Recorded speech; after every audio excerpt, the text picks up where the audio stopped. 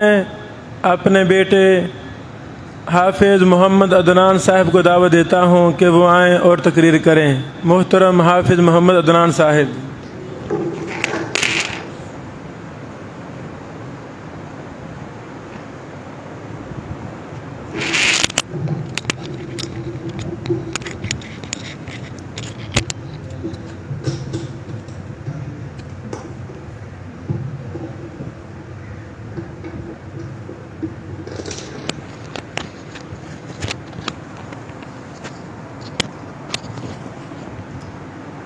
अस्सलामु अलैकुम वरहमतुल्लाहि वबरकातुहू।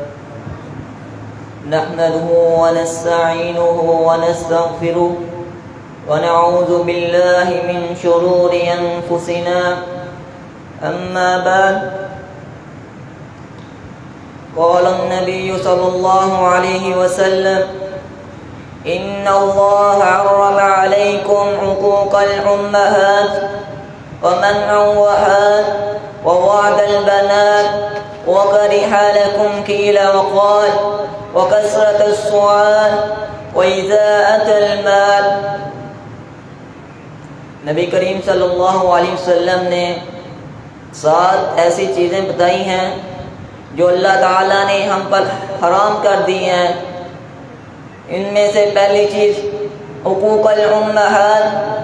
बनी इसराइल इसी वजह से तबाह होगी क्योंकि वो कसरत से सवाल करते थे।